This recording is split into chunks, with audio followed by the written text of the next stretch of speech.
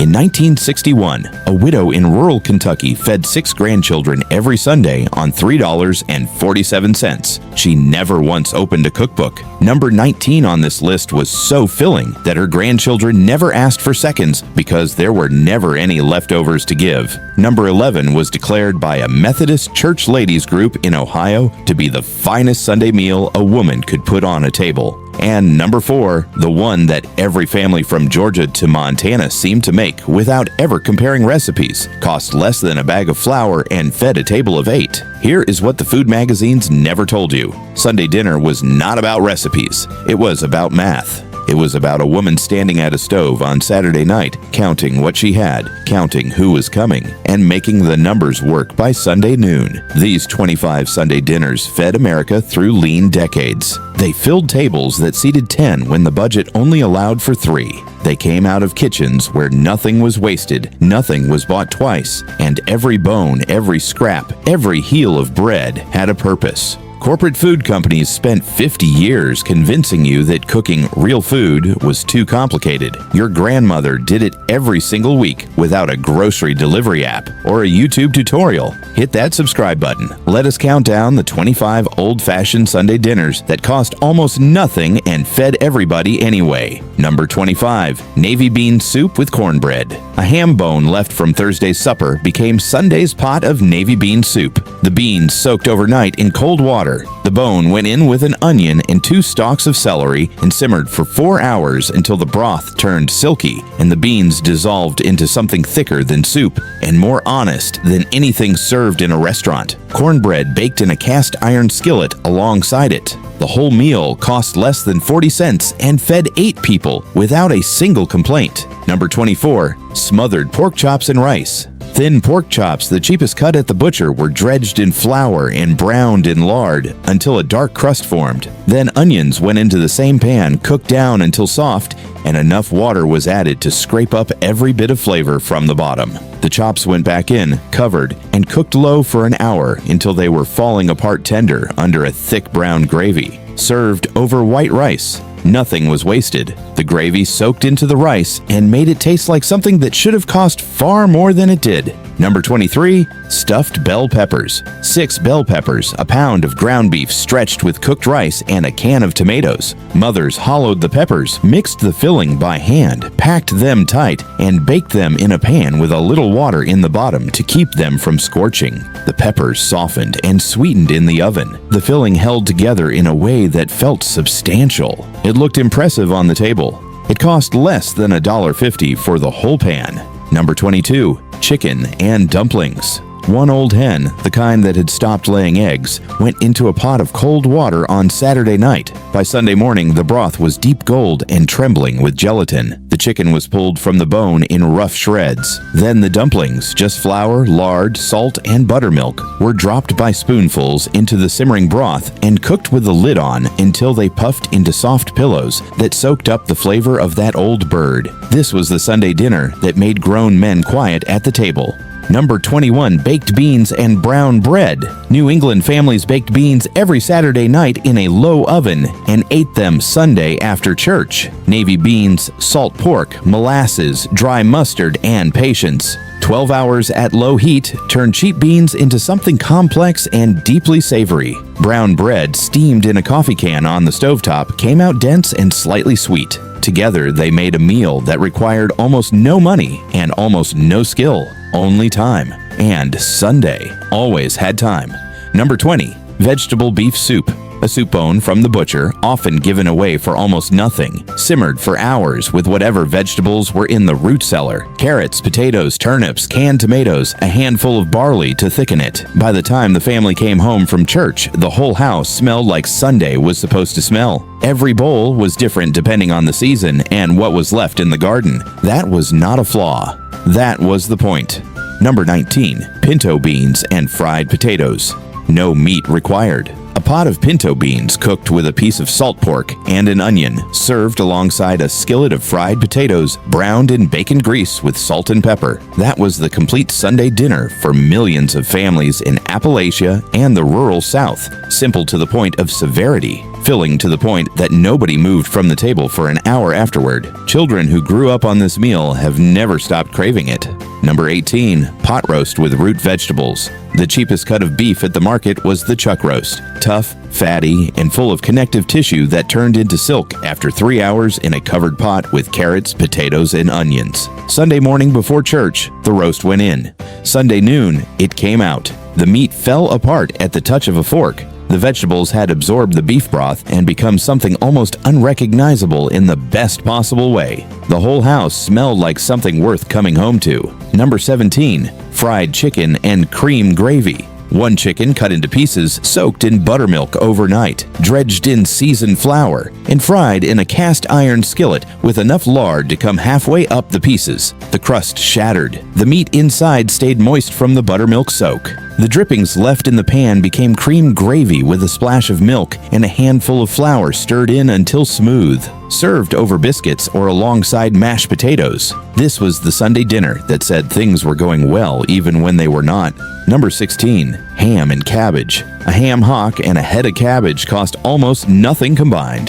The hock simmered in water for 2 hours until the broth was smoky and rich. The cabbage went in and cooked until it turned silky and sweet, absorbing every bit of that ham flavor, served with boiled potatoes and a skillet of cornbread.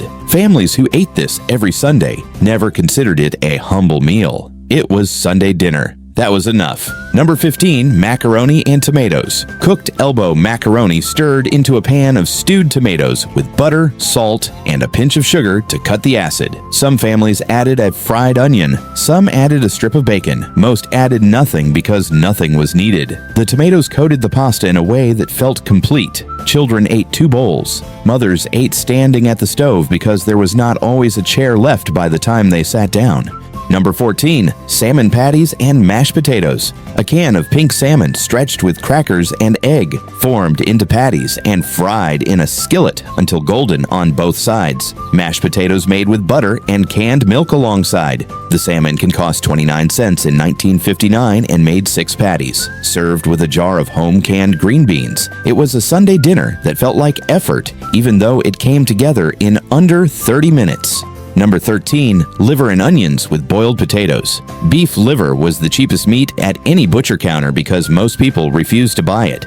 The families who knew how to cook it properly, sliced thin, soaked in milk to pull the bitterness, dredged in flour, and fried fast in a hot pan with caramelized onions piled on top, ate like royalty on a pauper's budget. Served with boiled potatoes and bread to soak up the pan juices. Nothing was left on any plate. Number 12, black-eyed peas and rice. In the South, this combination went by a name everyone recognized, Hoppin John. Black-eyed peas cooked with salt pork and onion, served over long grain white rice with a splash of hot sauce and a square of cornbread. It cost almost nothing. It took all morning to make properly, and it appeared on Sunday tables across the South, regardless of the season, because it was filling, and it was good, and that was all the reason anyone needed. Number 11, stuffed cabbage rolls. European immigrant families brought this to American kitchens and never let go of it. Cabbage leaves blanched soft, filled with a mixture of ground beef, rice, and onion, rolled tight and nestled in a pot with canned tomatoes and simmered for 2 hours. The cabbage turned tender and slightly sweet.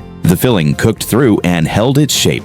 The tomato sauce thickened around everything into something that tasted like it had been cooking for days. Church ladies in Ohio, Pennsylvania, and Minnesota made this every Sunday without fail. Number 10, bean and ham hock stew. Different from navy bean soup in texture and intention, great northern beans cooked with a ham hock, diced onion, garlic, and canned tomatoes until everything broke down into a thick stew that needed nothing alongside it except bread to drag through the bottom of the bowl, a meal that required almost no money and rewarded patience completely.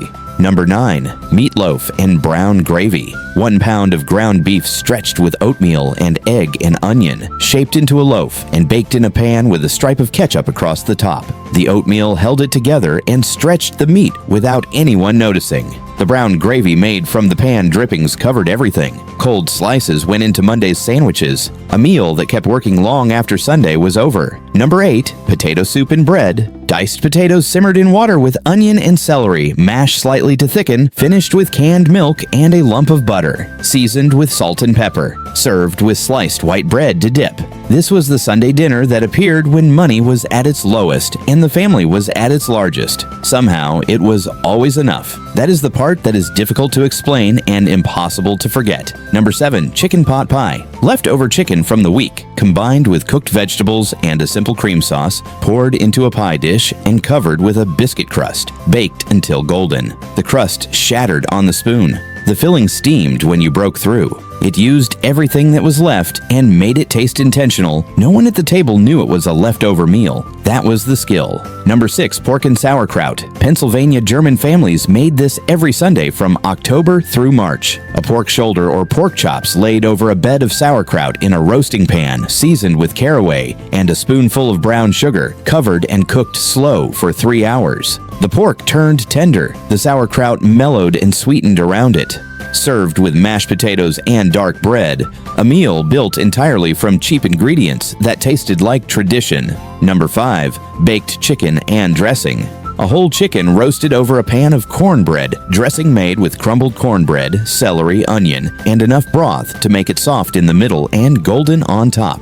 The chicken drippings fell into the dressing as it cooked. The whole pan tasted like it had been basted in something expensive. Families who made this every Sunday understood that a whole chicken was the most efficient protein a dollar could buy. Number 4, Sunday gravy over biscuits. Some called it sawmill gravy. Some called it white gravy. Every family had their own name and their own proportion of flour to grease to milk. Made in the same skillet where sausage had been fried, stirred constantly until it thickened, poured over split biscuits until the plate could barely hold it. This was the Sunday dinner that crossed every regional line. Georgia made it, Montana made it, Ohio made it. Nobody compared notes. Everyone arrived at the same answer. Number 3, roast pork and sweet potatoes. A pork shoulder roasted low and slow until the fat rendered and the skin crisped and the meat inside pulled apart with 2 forks. Sweet potatoes baked alongside in the same oven until their skins split and the flesh inside turned to soft orange silk. No seasoning needed beyond salt and thyme. This was the Sunday dinner that made the whole week feel worth the trouble.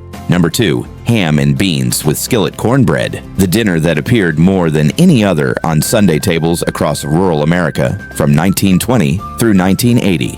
A leftover ham bone, a bag of dried beans, an onion, and 6 hours on a low burner. The beans turned creamy.